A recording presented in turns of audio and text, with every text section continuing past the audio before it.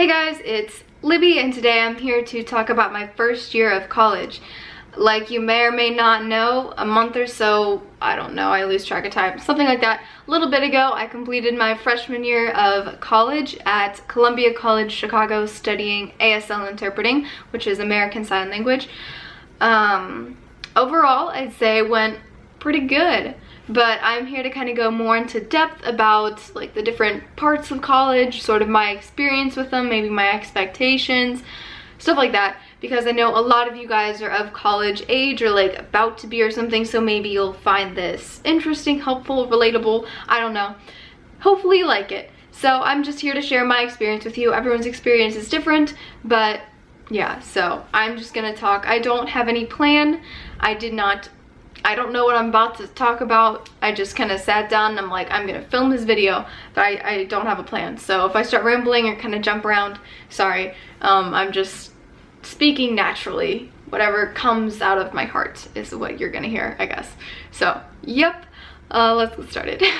So the first thing that I want to talk about is academics, because whenever someone goes into college, they're like, oh my gosh, it's gonna be so hard, college is hard, scary, so I just want to kind of like share my experience with it. For me personally, when I was in high school, I worked really hard. I took AP classes, honors classes, I applied myself somewhat, but like I did really well. I graduated top of my class, you know, like I was a good student in high school, pushed myself. Then I get to my school, which is an art school, and like some art schools keep themselves up to the par of any other school. My school they kind of lower the bar a little bit. They kind of expect us to be stupid.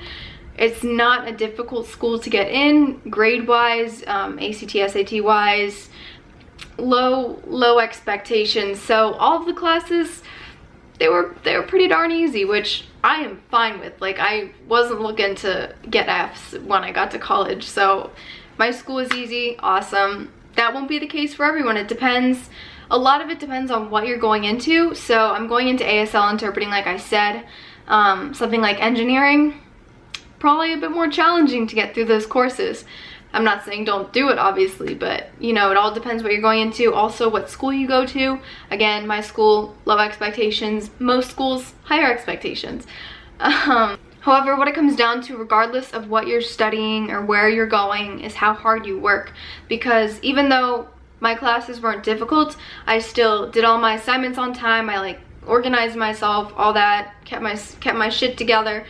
I had friends fall behind because they weren't staying organized, they weren't doing their assignments on time, and no matter where you go, what you study, that is important. That is so important. If you fall behind, you are behind, and professors aren't always going to be like, oh, it's alright, I'll give you another week. Usually they won't do that unless they like you for some reason. So I'm just saying, keep working hard and keep yourself organized. If you weren't organized in high school, maybe you could slide by.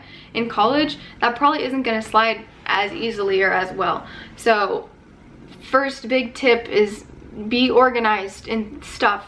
I'm naturally very organized. If you need organization tips, slide into my Instagram or Twitter DMs, ask me for help. I will help you, okay? So yeah. The next thing I want to talk about is dorm life.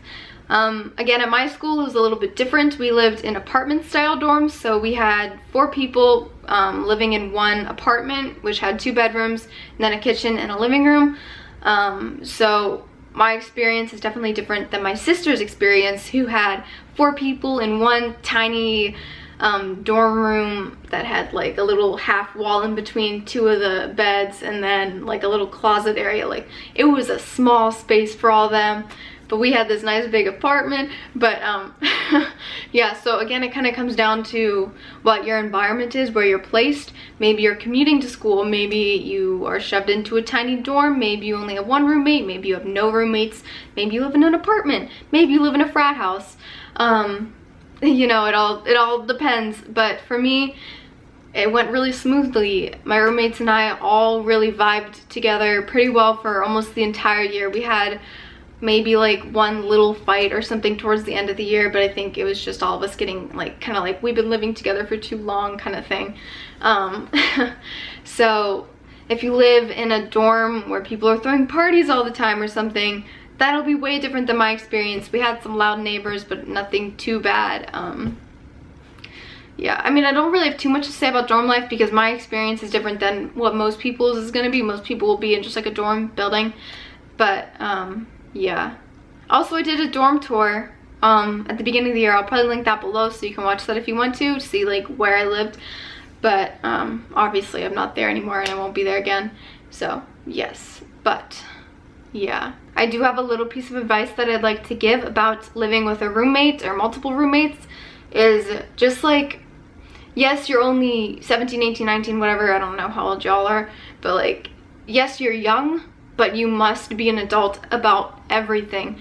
If your roommate is super messy, you either have to just like grow up and accept it and just be like, it's on their half the room, fine, it's all right, it's not my problem, or you need to be an adult about it and talk to them politely, respectfully, all that about being like, hey, could you maybe clean this up, you know, like, it bothers me, it stresses me out, whatever.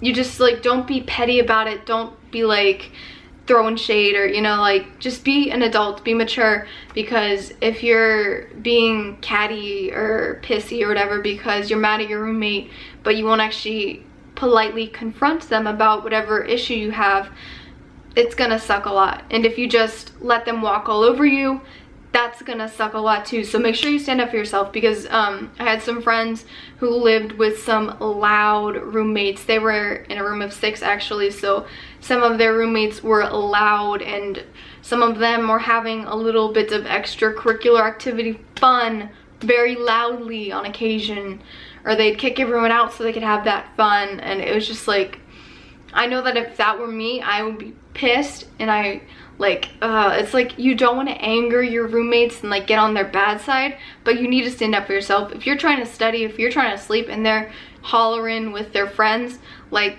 you can say something. You live there too. Stand up for yourself.